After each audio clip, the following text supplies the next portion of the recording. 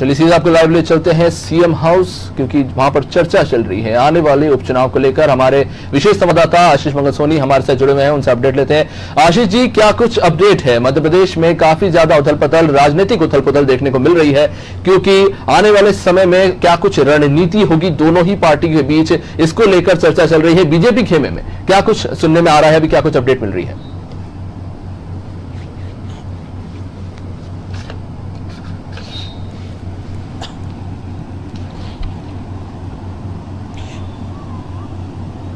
देखिए, इस वक्त हम सीएम हाउस के बाहर मौजूद हैं और अब से कुछ ही देर पहले तकरीबन 4 से 5 मंत्री मुख्यमंत्री निवास पर पहुंच चुके हैं। मुख्यमंत्री कुछ ही देर बाद ये मंत्रियों से मुलाकात करेंगे। ये मंत्रियों से मुलाकात का पूर्व निर्धारित कार्यक्रम था मध्य प्रदेश के मुख्यमंत्री शिवराज सिंह चौहान का, और ये चर्चा खास तौर पर उपचुनाव वाले क्षेत्रों में चुनावी रणनीति को लेकर खास तौर पर चर्चा की जा रही है। और इसके साथ ही सबसे अहम बात यह है कि उपचुनाव वाले क्षेत्रों में आने वाले समय में लोकार्पण कार्यक्रम है या शिलान्यास कार्यक्रम है या बिजली बिलों को लेकर जो विसंगति है उसको किस तरह से या तो माफ किया जाए या कम किया जाए, क्योंकि इसके पहले एक आदेश मध्य प्रदेश सरकार की तरफ से निकला जा चुका है जो 31 अगस्त तक के बिलों के संदर्भ में था।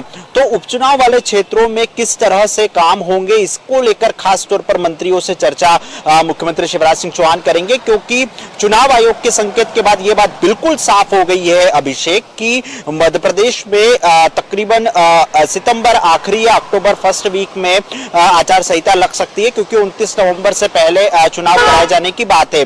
इसके साथ ही मध्य प्रदेश में 2 बड़े कार्यक्रम होना है। प्रधानमंत्री नरेंद्र मोदी के वर्चुअल तरीके से प्रधानमंत्री नरेंद्र मोदी जुड़ेंगे।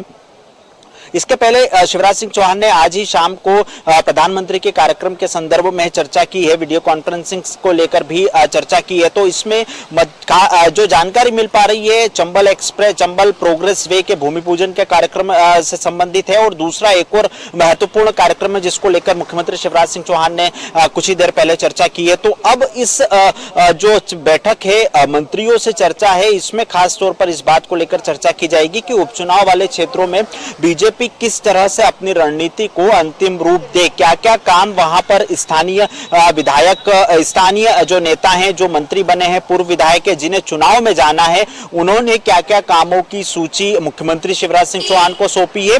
और ये खास तौर पर 27 विधानसभा क्षेत्र, जिन क्षेत्रों से पूर्व विधायक मंत्री हैं और जिन मंत्रियों को चुनावी मैदान में जाना है, उन विधानसभा क्षेत्रों में आखिर किस मंत्री को ये जिम्मेदारी सौंपी जाए। स्वाभाविक सी बात है कि जिन मंत्रियों को चुनाव लड़ना है जो पूर्व विधायक हैं, तो उनके क्षेत्र में बीजेपी से सीनियर नेता और वरिष्ठ नेताओं को कमान सौंपी जा सकती है, जैसे कि कुछ विधानसभा क्षेत्रों में सह प्रभारी की घोषणा बीजेपी ने की है। तो अब प्रभारी के रूप में क्या किसी मंत्री को जिम्मेदारी मिल सकती है? जैसे सुर्खी में मंत्री गोविंद सिंह राजपूत को चुनावी मैदान में जाना है, तो वहां पर क्या गोपाल भार्गव या भूपेंद्र सिंह को जिम्मेदारी दी जा सकती है?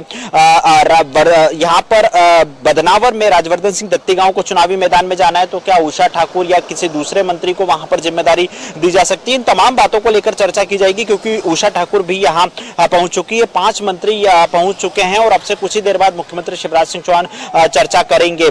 लगातार मंत्रियों के आने का सिलसिला जारी है। जो मंत्री यहां नहीं है वो वीडियो कॉन्फ्रेंसिंग के जरिए इस बैठक में जुड़ सकते हैं। हालांकि कल बीजेपी मुख्यालय में एक बड़ी बैठक है, तो इस बैठक को लेकर क्या कुछ चर्चा होगी, क्या कुछ तैयारियां होगी, उस पर अलग से चर्चा की जाएगी। लेकिन उसके पहले मंत्रियों को यह बात साफ तौर पर बता दी जाएगी कि आपके चुनावी क्षेत्र में किस तरह से काम करना है और क्या क्या काम पेंडिंग है, क्योंकि नितिन गडकरी का कार्यक्रम, जब केंद्रीय मंत्री का कार्यक्रम हुआ था, तो बाकायदा जो स्थान पर जो शिलालेख लगना था वो लगाने का काम जारी है। तो अब हो सकता है कि उपचुनाव वाले क्षेत्र में मुख्यमंत्री शिवराज सिंह चौहान वर्चुअल तरीके से भोपाल से जुड़े और बाकी 4 या 5 लोग, चूंकि कोरोना काल चल रहा है, तो 4 या 5 लोग वहां पहुंचकर वो शिलालेख लगाकर लोकार्पण शिलान्यास कार्यक्रम को अंजाम दे सके, वहां पर लोगों के बीच में जाकर अपनी मौजूदगी दर्ज करा सके। तो ऐसे कई अहम मुद्दे हैं जिसको लेकर मुख्यमंत्री शिवराज सिंह चौहान बैठक में चर्चा करेंगे।